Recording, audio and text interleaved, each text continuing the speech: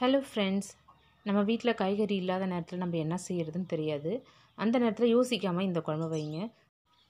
இந்த குழம்பு டேஸ்ட்டாகவும் இருக்கும், அதே நேரத்தில் ஹெல்த்தியானதும் கூட. இதெல்லாம் பார்க்குறதுக்கு முன்னாடி இந்த சேனலுக்கு சப்ஸ்கிரைப் பண்ணலன்னா சப்ஸ்கிரைப் பண்ணுங்கள். வாங்க இப்போ எப்படி செய்கிறதுன்னு பார்க்கலாம். ஃபஸ்ட்டு ஸ்டவ் ஆன் பண்ணி ஒரு கடாயை வச்சுக்கலாம். இதில் 1 ஸ்பூன் அளவுக்கு எண்ணெய் சேர்த்துக்கலாம். நல்லெண்ணெய் சேர்த்துக்கிறேன்.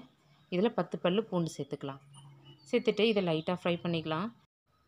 இதுலேயே 1 கப் அளவுக்கு கருவேப்பிலையை வாஷ் பண்ணிவிட்டு ட்ரை பண்ணதுக்கப்புறமா இதில் சேர்த்துக்கலாம். தண்ணியோடு சேர்த்தா நம்மளுக்கு தெறிக்க ஆரம்பிக்கும். அதனால் ட்ரை பண்ணிவிட்டு அதுக்கப்புறமா இதில் சேர்த்துக்கலாம்.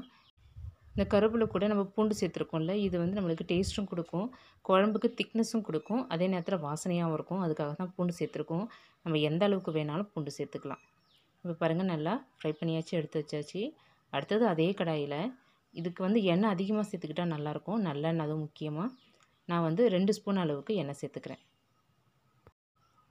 இதில் கொஞ்சமாக கடுகும் 1 ஸ்பூன் அளவுக்கு வெந்தயமும் சேர்த்துக்கலாம். கடுகும் வெந்தயம் பொரிஞ்சதுக்கப்புறமா சின்ன வெங்காயம் கட் பண்ணி சேர்த்துக்கிறேன். இந்த குழம்புக்கு பெரிய வெங்காயத்தை விட சின்ன வெங்காயம் சேர்த்தா தான் டேஸ்ட்டாக இருக்கும். இது கூடவே 10 பல்லு பூண்டு சேர்த்துக்கலாம். ரெண்டுமே நம்ம தேவைக்கு ஏற்ப சேர்த்துக்கலாம். கொஞ்சமாக கருவேப்பிலை இதெல்லாமே சேர்த்து கிளாஸ் மாதிரி வதங்கினா போதும். அடுத்தது ஒரு தக்காளியை விழுதாக அரைச்சி இதில் சேர்த்துக்கிறேன். தக்காளியோட பச்சை வாசனை போகிற வரைக்கும் இதை நம்ம வதக்கிக்கலாம். தக்காளி வதங்கிறதுக்குள்ளே நம்ம வதக்கி வச்சுருந்தால கருவேப்பிலை பூண்டு இதை அரைச்சிட்டு வந்துக்கலாம். தக்காளி வதங்கினதும் 1 ஸ்பூன் அளவுக்கு மிளகாத்தூள், கொஞ்சமாக மஞ்சத்தூள், தேவைக்கு ஏற்ப உப்பு, இது எல்லாமே சேர்த்து கருகாமல் வதக்கிக்கலாம். இது வதங்கினதுக்கப்புறமா நம்ம அரைச்சி வச்சுருக்கிற கருவேப்பிலை பூண்டு இதை இதில் சேர்த்துக்கலாம்.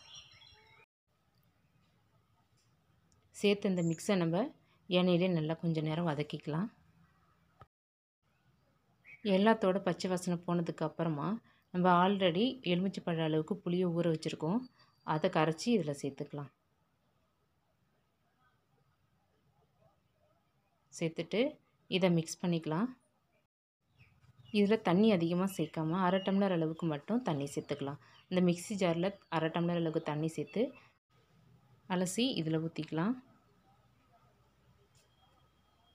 குழம்பு நல்லா கொதிக்கட்டும். குழம்பு நல்லா மிக்ஸ் பண்ணி விட்டுட்டு ஒரு லிட்டு வச்சு க்ளோஸ் பண்ணிக்கலாம். 5 நிமிஷத்துக்கு அப்புறம் ஓப்பன் பண்ணி பார்த்தா குழம்பு நல்லா கொதித்து சுண்டி வந்திருக்கும். பாருங்கள், இந்த அளவுக்கு குழம்பு நல்லா திக்காக சுண்டி வந்துடும். நம்ம காய் எதுவுமே இதில் சேர்க்கலை, அதோட தண்ணி கொஞ்சமாக தான் சேர்த்துன்றதுனால குழம்பு சீக்கிரமாகவே நமக்கு ரெடி ஆகிடும்.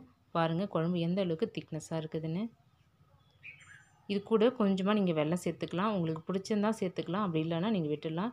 வெல்லம் சேர்த்து செஞ்சிங்கன்னா இன்னுமே சூப்பராக இருக்கும் குழம்பு. 10 நிமிஷத்தில் டேஸ்ட்டான ஹெல்த்தியான குழம்பு ரெடி பண்ணிடலாம். நீங்களும் வீட்டில் இதே மாதிரி செஞ்சு பாருங்கள். செஞ்சு பார்த்துட்டு எப்படி இருந்ததுங்கிறத கமெண்ட் பண்ணுங்கள். இந்த சேனலுக்கு சப்ஸ்கிரைப் பண்ணுங்கள், லைக் பண்ணுங்கள், ஷேர் பண்ணுங்கள். தேங்க்ஸ் ஃபார் வாட்சிங்.